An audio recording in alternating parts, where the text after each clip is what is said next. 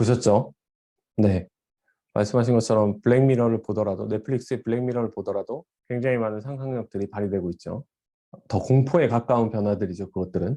근데 본 것처럼 어도비는 실제 VR이 아니라 AR, 그러니까 증강현실을 통해서 우리의 삶에, 실제 삶에 가상현실을 입히는 좀 더 많은 정보, 좀 더 편리한 생활, 좀 더 재밌는 액티비티를 위한 AR 세계에 본인들이 하는 역할에 대해서 전망하고 그려놓고 있습니다. 그냥 단순히 클라이밍을 하는, 그건 너무 재미없잖아요. 근데 그 클라이밍에 산이라는 이미지를 입혀서, 그죠? 이게 진짜 실물의 산인 것처럼 하면 좀 더 재미난 가상세계 체험을 할 수 있다는 거죠. 이런 것처럼 무슨 얘기냐면 현실 세계의 확장은 계속해서 제한되겠지만, 그죠? 가상세계의 확장을 통해서 현실 세계의 무료함과 따분함을 극복하고 더 라이브하게, 더 풍부하게 확장시키는 개념으로 바꿔줄 수 있다는 얘기입니다. 만약에 강아지 알러지가 있어서 강아지를 못 키우게 된다면 아까 보신 것처럼 저 안경을 써서 가상의 강아지를 키우는 경험을 통해서 똑같이 그걸 느끼게 할 수 있다는 거죠. 물론 실물과는 다르겠지만, 그죠? 그런 거를 어도비는 충분히 본인들이 이제 구현해내는 미래에서 기술로서의 작용자로서 행하겠다는 얘기입니다. 다음. 그래서 보시는 것처럼 실제 이제 우리가 얘기한 것처럼 메타버스라는 개념을 얘기하면 너무 메타버스라는 단어에 매몰되거나 어떠한 특정 기업 또는 특정 섹터에 집중하는 현상이 있지만 저 사람들 말고도 젠슨왕이나 엔비디아의 젠슨왕이나 어도비나 뭐 기타 페북이나 뭐 이런 데 말고도 굉장히 많은 기업들 또는 굉장히 많은 사람들이 얘기하는 앞으로의 세계, 디지털 세계라는 거의 기반은 여러분이 꼭 잊지 말아야 될 내용들은 뭐냐면요. 오늘 메타버스를 얘기하면서 가장 중요한 내용입니다.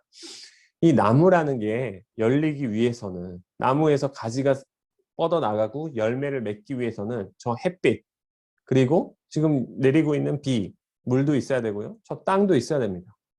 저것들이 필요 없다라는 얘기가 아니에요.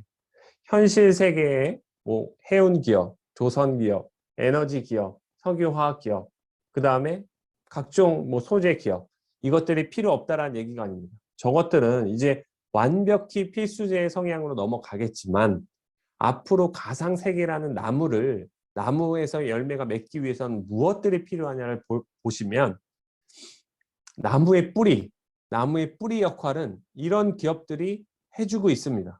다만 이것들이 표면 밑에 있기 때문에 여러분들이 이 개념을 투자로 접하거나 또는 뉴스로만 접하고 있기 때문에 잘 인지하지 못할 뿐이에요. 그리고 공감하지 못할 뿐입니다. 여러분이 TSMC라는 거에 주식을 보유하지 않는 이상 TSMC라는 거에 회사의 형태를 또는 그 제품의 또는 그것이 만들어낸 서비스의 어떠한 기능들을 체험하기란 불가능합니다. 왜냐하면 저건 뿌리 부분에 있기 때문이에요. 삼성도 마찬가지고 SK 하이닉스도 마찬가지입니다. 무라타나 소니도 마찬가지고. 근데 뿌리도 존재해야 되지만 나무는 몸통도 존재해야 됩니다. 그죠? 몸통의 역할을 하는 기업들은 또 뭐가 있냐? ARM이라든지 NXP라든지 엔비디아라든지 AMD라든지 어도비라든지 퀄컴이라든지 AT&T라든지 유니티라든지 이러한 기업들이 우리가 꿈꾸고 있는 메타버스 가상세계의 뿌리, 나무의 뿌리의 역할을 아니 몸통의 역할을 해주는 기업들입니다. 그리고 나면 거기에 결과로서 얻어지는 가지 역할을 애플, 구글, 마이크로소프트, 텐센트, 페이스북, 아마존과 같은 기업들이 그 역할을 하게 될 거고요. 그리고 나서 열린 결과물, 거기서 열린 최종적으로 열리게 된 입, 그리고 성과물은 뭐냐? 우리가 실제로 이미 서비스하고 우리가 이것들을 통해서 효용을 느끼고 있는 브랜드라는 것들, 그리고 서비스의 브랜드라는 것들. 스포티파이, 텔라다, 우버, 넷플릭스, 카바나, 나이키, 펠로톤, 쿠팡, 구찌, 테슬라 이런 것들은 실제로 단발적인 어떠한 현상들이 하루아침에 딱 일어난 것이 아니라 밑단에서는 언제는 TSMC가, 언제는 삼성이, 언제는 하이닉스가 내린 뿌리가 엔비디아라는 걸 타고 페이스북이라는 가지가 열려서 펠로톤이라는 열매로 이어지게 되는 겁니다. 이해되세요? 쿠팡이라는 게 엔비디아나 퀄컴이나 삼성이나 TSMC나 인텔이 없이 존재할 수 있다? 없습니다. 구찌 역시도, 테슬라도 마찬가지고, 애플도 마찬가지죠. 그래서 단순히 메타버스가 온다라는 개념에서 메타버스를 생각하시면서 메타버스 관련주 유니티. 그렇지. 유니티에 난 투자해야겠어. 메타버스 관련주 페이스북. 난 페이스북에 투자할 거야. 라는 개념으로 접근하시면 반드시 실패하게 되어 있습니다. 메타버스 세계에서 열릴 열매는 뭐가 될지 앞으로 우리의 상상력에 맡기는 거고, 더 나은 그동안 인터넷 시대에 열린 저 열매들을 바탕으로 더 나은 또 다른 서비스의 결과물들이 우리한테 다가올 수 있다는 거죠. 가상세계에서는.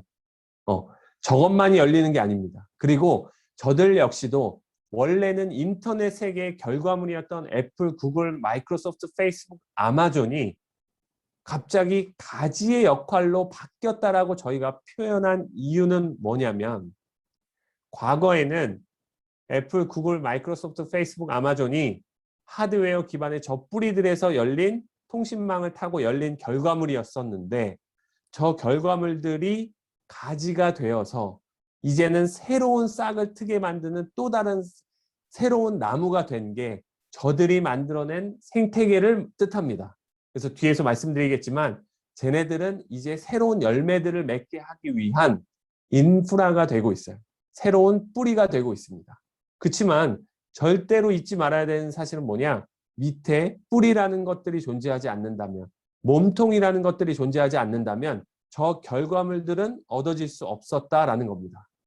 아시겠죠? 넷플릭스도, 그죠? 우버도 만약에 애플의 하드웨어와 OS, 그리고 AT&T의 통신, 그리고 SK하이닉스와 삼성의 반도체가 없었다면 열릴 수 없습니다.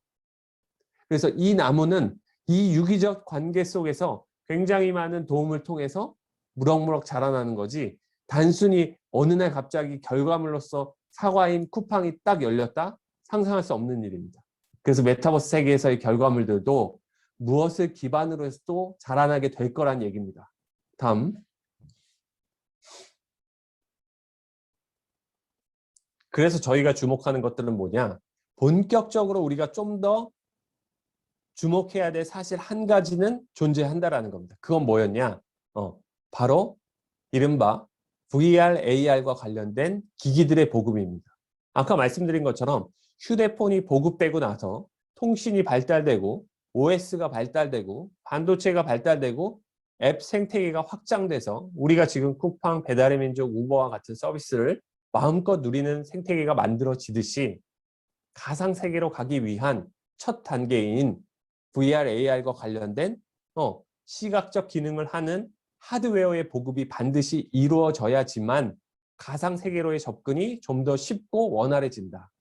그래서 우리는 모르는 사이에, 우리는 그걸 실패라고 치부해버린 사이에 이렇게 많은 기업들이 저렇게 오류투성이인 기기들을 만든 것 같지만, 휴대폰도 어느 하루 아침에 갑자기 애플의 스마트폰이 나온 게 아니듯이 하드웨어 기기의 발전은 우리의 생각과 다르게 아주 스무스하게 지속적으로 발전해오고 있다는 얘기입니다.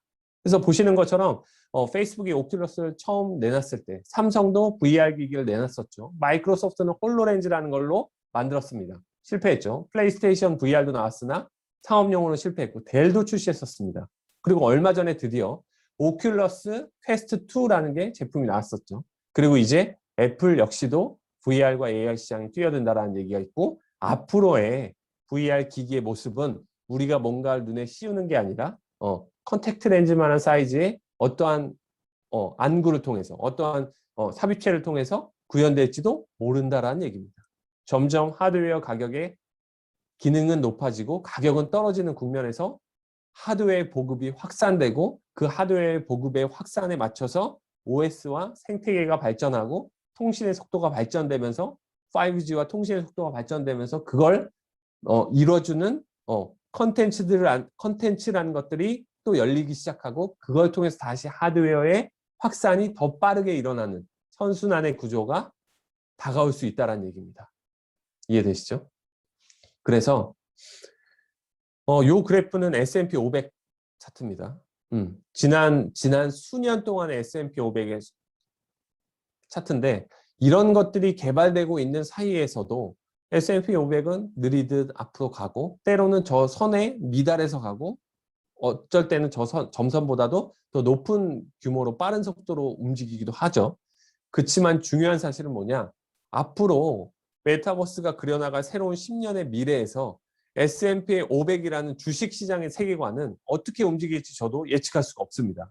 내일 당장, 오늘 당장 미국 시장이 다시 부채 위기, 장기금리 인상으로 인해서 부채 문제로 인해서 폭락할지 아니면 새로운 뭐 테러나 기후변화의 문제 또는 에너지의 단절, 뭐 어떠한 현상들이 일어나서 어떠한 이벤트들을 만들어낼지는 저도 예측할 수 없습니다. 그렇지만 중요한 사실은 뭐냐?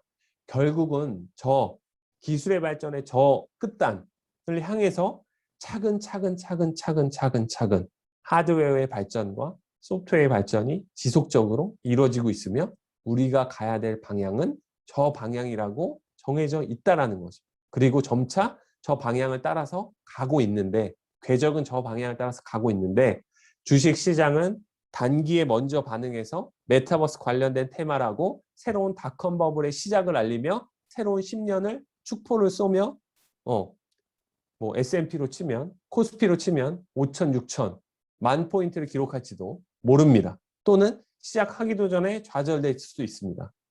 그렇지만 기술은 저런 식으로 주식시장의 세계관과 다르게 지속적으로 발전하고 있다는 얘기죠. 우리가 모르는 사이에도. 다음.